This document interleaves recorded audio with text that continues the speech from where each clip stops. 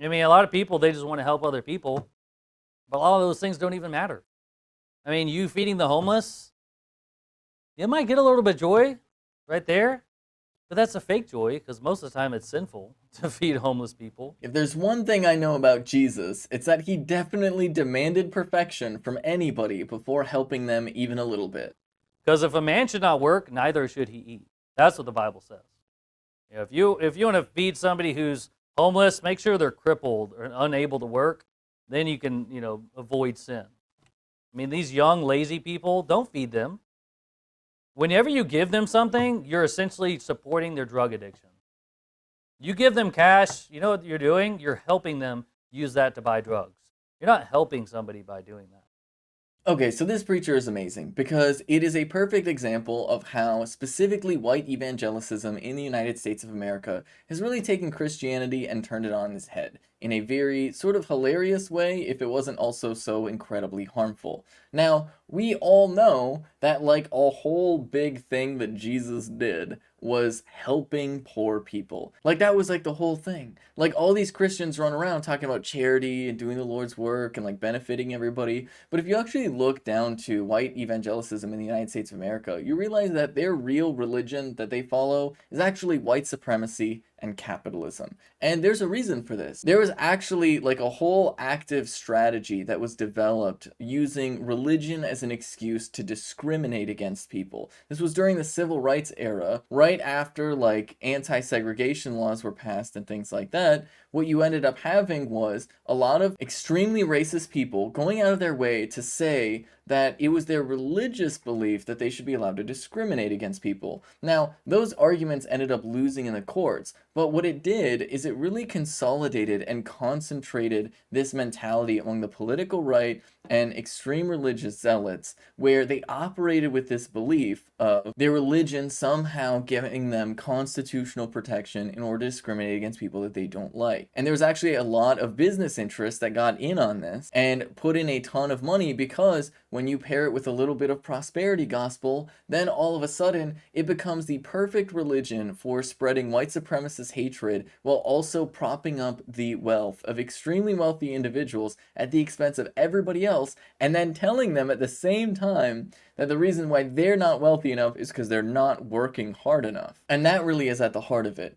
Fundamentally, white evangelicism in the United States was to a certain degree crafted by business interests and marketing campaigns with the explicit intention of creating a culture around hard work and creating a culture around suburbia that was very much self-centered on the individual, and specifically self-centered on the individual in which their own personal efforts were the only thing that mattered. And this really was as an attempt to really break apart like community organizations, to break apart like different layers of community trust and solidarity among working class people, where if you are poor, you're told to be ashamed of being poor, that it's somehow your personal fault, as opposed to a systemic failure, and all of these things sort of cascading on top of each other. And we can see this playing out very much today, where Republicans are still running around claiming that they have some sort of religious right to discriminate against queer folk, and are literally going so far as to pass legislation in order to make it effectively impossible for teachers to teach about like the racist history of the United States. All of these things stem from this false creation of perceived grievance, where making segregation illegal is somehow a personal affront to Christianity, and it is equivalent to some sort of oppression against cisgender, heterosexual white people in the United States. Which is exactly how you end up with preachers like this who run around claiming that Christianity is all about selfishness and not helping poor people and just being this vicious, greedy monster where you're policing the behavior of people who are literally homeless. Which, in case you're wondering, is really, really shameless. I mean, seriously, if somebody is homeless, you have no business judging what they're spending their money on because they know the circumstances that they are in far better than you do. And they will do whatever is necessary in order to survive, to make their life survivable and tolerable. And that's not really something for more privileged folks to be running around policing. In fact, a lot of that culture of policing homelessness is what leads a lot of like nonprofit organizations and politicians and stuff like that to push solutions that fundamentally don't work. I mean, quite literally, you have homeless shelters that have like sobriety requirements.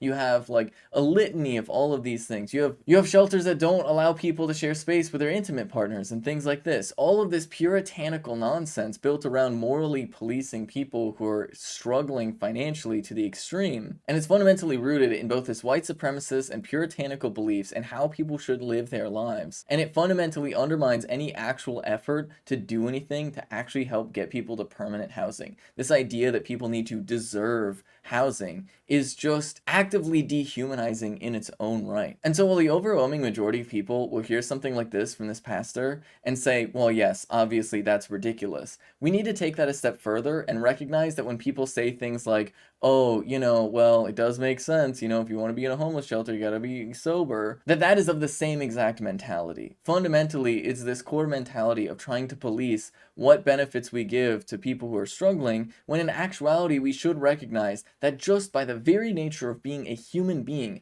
people deserve housing, people deserve food, people deserve the basic necessities of life at a minimum, if not just a decent amount of comfort. And we are a wealthy enough society that we could easily provide that. We just simply don't, because it is more profitable to not do it. And that right there is the problem. That fundamentally, while this preacher is claiming to be preaching Christianity, at the end of the day, he is preaching capitalism, and a particularly vicious form of capitalism at that.